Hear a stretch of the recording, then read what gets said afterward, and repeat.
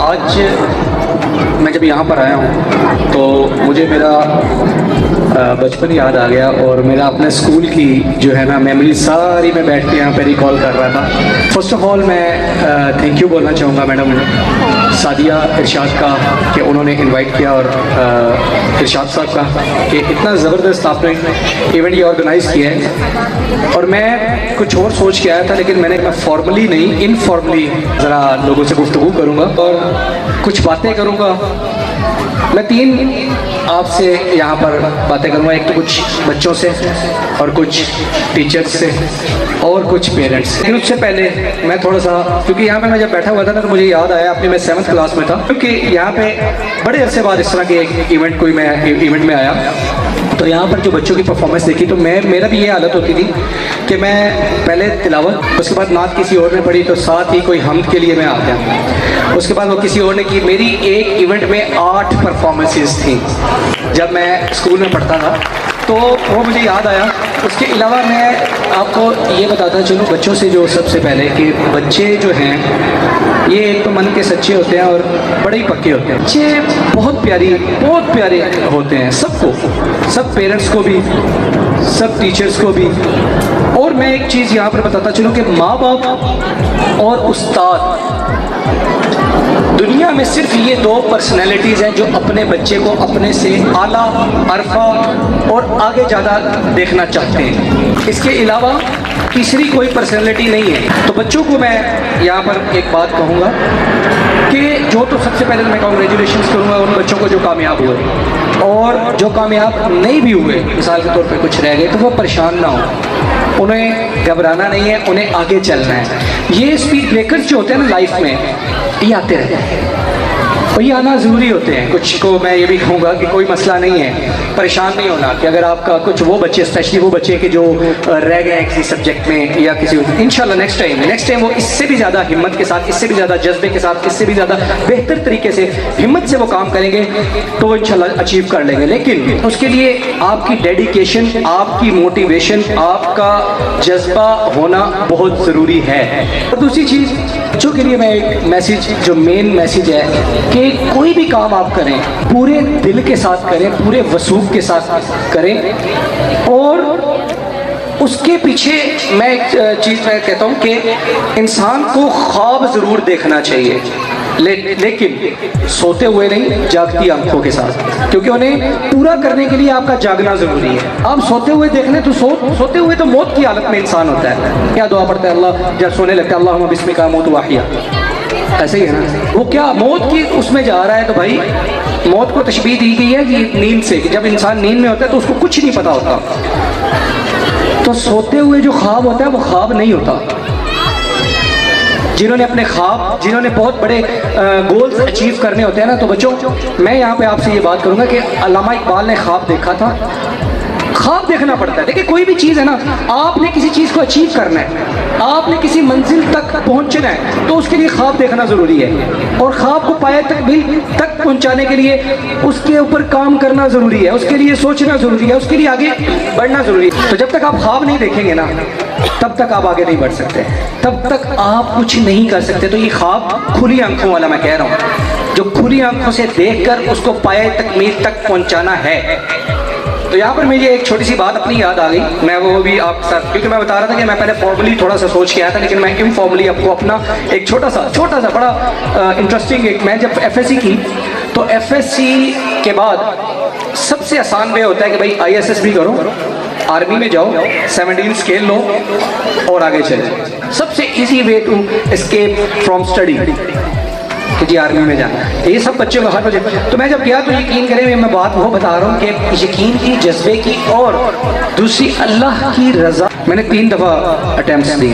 تیسری دفعہ جب میں نے دی تو میں فجر کی نماز میں، مجھے اذان دینے کا بھی شوق ہے، میں نعت بھی پڑھتا ہوں، میں سنگنگ بھی کرتا ہوں، میں کمپٹیشنس میں بھی کرتا ہوں، میں ڈبیٹ کمپٹیشن، میں نے پاکستان لیول پر ڈبیٹ کمپٹیشنس بھی کیے ہیں. لیکن ہر چیز میں ایون یہ کہ اللہ تعالیٰ نے مجھے تقریباً میرے اندر ہی اللہ نے ڈال دیا ہے، ہر فن مولا بنا دیا. میں جب نماز پڑھنے گیا اس وقت میں نے دعا کی اللہ تبارک و تعالیٰ سے کہ اللہ مجھے نا اپنے بندوں کی خدمت کے لیے چن لیں. دل میں تو میرے تھا کہ آرمی میں جاؤں گا, خدمت کروں گا, قوم کا نام روشن کروں گا. اور آپ لوگ یقین کریں گے, میرا انٹرویو تھا, مجھے سب لوگ کہہ رہے تھے, میرے فیملی والے, میرے ایون جب وہاں پہ 120 کا بیچ تھا ہمارے ساتھ ISSB میں نا, سب کہہ رہے تھے تو سلیکٹڈ ہے بھائی. یقین کریں اللہ تبارک و تعالیٰ نے میری وہ دعا قبول کر لی. اور قبول کی کیسے؟ میرا انٹرویو ہوا اور میں سلیکٹڈ ہو گیا. Not recommended, strongly not recommended, کہ بھائی آپ آرمی میں آنے کے قابل نہیں ہیں. بڑا ڈسہارٹ ہو کے باہر نکلا, لو جی اب تو زندگی ختم, سب کچھ ختم, خواب ٹوٹ گئے, سب کچھ ٹوٹ گیا. لیکن یقین کریں جب میں باہر نکلا تو میرے سول انجینئرنگ میں ایڈمیشن ہو گیا میرا. سول انجینئرنگ کے دوران مجھے اللہ نے چن لیا تھا. وہ میری وہ فجر کی نماز میں جو میں نے دعا کی تھی, اللہ نے وہ دعا قبول کر لی.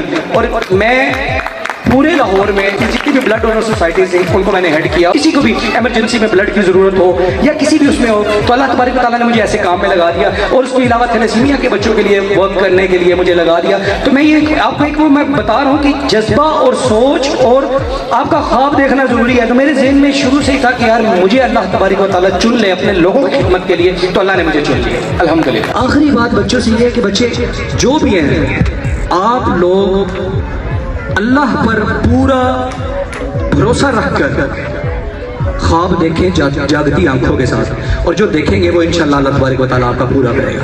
تو ابھی میں بات تھوڑی سی یہاں پہ میں ٹیچر سے کروں گا کہ ٹیچرز جو ہوتے ہیں نا, استاد کا مقام ایسا مقام ہے نا کہ اس جیسا کوئی مقام ہے ہی نہیں. حضور اکرم صلی اللہ علیہ وسلم سب سے بڑے استاد ہیں رضی اللہ تعالیٰ عنہ کرم اللہ وجہہ. ان کو باب العلم کہا جاتا ہے. تو ان کا رتبہ بہت بڑا رتبہ ہے. نبی کا رتبہ بڑا ہے لیکن میرے مولا میرے آقا کا رتبہ جدا ہے. اسی طرح استاد کا مقام بہت بڑا ہے. اب آپ کے بعد جو بچہ جس کو سب سے زیادہ دن میں دیکھتا ہے نا وہ استاد ہوتا ہے. آج کی جو پرسنالٹی ہوتی ہے نا وہ پورا بچے کو آپ دیکھ سکتے ہیں. جب بچے کو دیکھیں نا تو دو چیزوں آپ یہ سمجھ لیں کہ وہ دو چیزوں کا منبع ہے, ایک ماں باپ کی پرسنالٹی کا اور ایک استادوں کی پرسنالٹی کا. جو استاد ہوتے ہیں نا وہ بچوں کے لیے موٹیویشن ہوتے ہیں. لیکن موٹیویشن پتہ کیا ہے, میں کہوں موٹیویشن کا تعلق تعلیم سے نہیں ہے. موٹیویشن اگر آپ میں نہیں ہے تو آپ موٹیویٹ نہیں کر سکتے. سب سے پہلے آپ لوگوں کو موٹیویٹ ہونا پڑے گا. سب سے پہلے آپ لوگ, کیونکہ اس کی جو پرسنالٹی ہے, استاد کی پرسنالٹی ہی موٹیویشن ہے. اس کا تعلق تعلیم سے نہیں ہے, اس کا تعلق حضرت داتا علی حجویری کی کتاب میں ہے کہ بھائی برتن میں جو کچھ ہوگا نا وہی وہ نکلے گا. استاد کی جو پرسنالٹی ہے بچوں کے لیے وہی ہے, جو اس میں سے جو ہے وہی آگے اس کے سامنے پیش کرتا ہے. تو آج کل کیونکہ بڑے مشکل حالات چل رہے ہیں, مہنگائی ہے, پریشانیاں ہیں, گھریلو جھگڑے ہیں, تو ان چیزوں کو میں استادوں سے اسپیشلی بات کرتا ہوں. ان چیزوں کو سائڈ پہ رکھ کے بچوں کے, کیونکہ آتے ہیں نا مینٹلی اسٹریسڈ ہوتے ہیں تو سارا پریشر آگے بچوں پہ نکل جاتا ہے. اور یہ ہوتا ہے یوزلی ہوتا ہے. ان میں آپ بیج لگاتے ہیں نا, بیج, بچے کی مثال بالکل بیج جیسی ہے. اس کی مثال بالکل ایسی ہوتی ہے کہ جیسے اس کو بیج کا دانہ ہم زمین میں لگاتے ہیں نا تو ایک چھوٹا سا پودا نکلتا ہے. اس کو آپ جس رخ پہ ٹہنی کو موڑنا چاہیں موڑ جاتا ہے.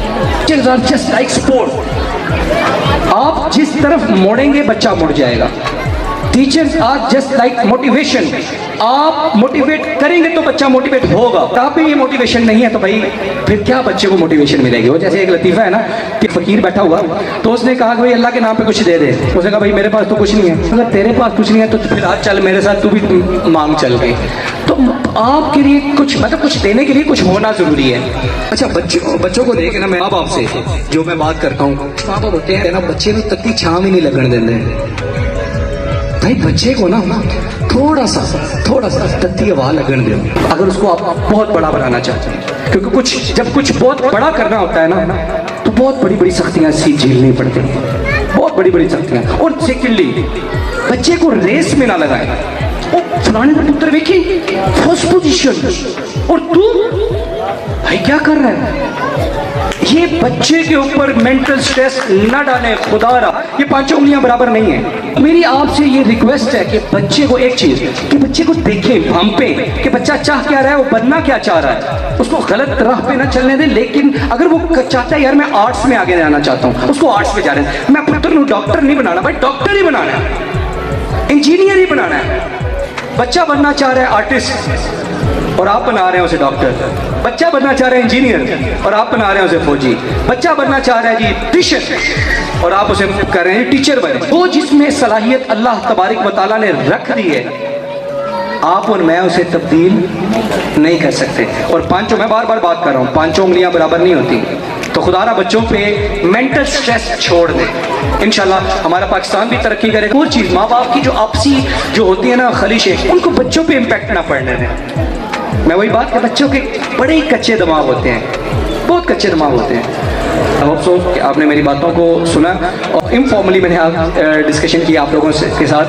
تو اللہ تبارک و تعالیٰ آپ کے ان بچوں کو بھی اور تمام بچوں کو کامیاب کرے، اور ہر جگہ پر جو بھی کام کریں، ہم رشتہ رکھیں تو اللہ کی رضا کے لیے رکھیں، ہم دوستی رکھیں تو اللہ کی رضا کے لیے رکھیں، ہم کسی کو پڑھائیں تو اللہ کی رضا کے لیے پڑھائیں. جب آپ اللہ کی رضا کو اپنی رضا کے ساتھ شامل کر دیتے ہیں تو وہ ایک حدیث قدسی سے میں اختتام کروں گا کہ وہ اللہ تبارک و تعالیٰ کہ اے ابن آدم، ایک تیری چاہت ہے اور ایک میری چاہت ہے. ہوگا وہی جو میری چاہت ہے. اللہ پہلے ہی بتا دیتا ہے کہ ہوگا وہی جو میری چاہت ہے، تو اس لیے تو کر وہ جو میری چاہت ہے، تو میں پھر وہ بھی کر دوں گا جو تیری چاہت ہے.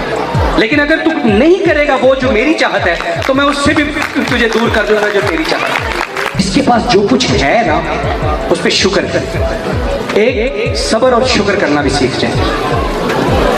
تو کیا ہے نا کہ شکوہ ہم لوگ، یار یہ فلانا کچھ نہیں کر رہا، میرا یہ والا بچہ کچھ نہیں کرتا، وہ فلانا دیکھو یہ فلانے کا یہ کر رہا ہے. تو شکوہ کرنے سے بہت بہتر ہے کہ اپنے حصے کا کام کریں.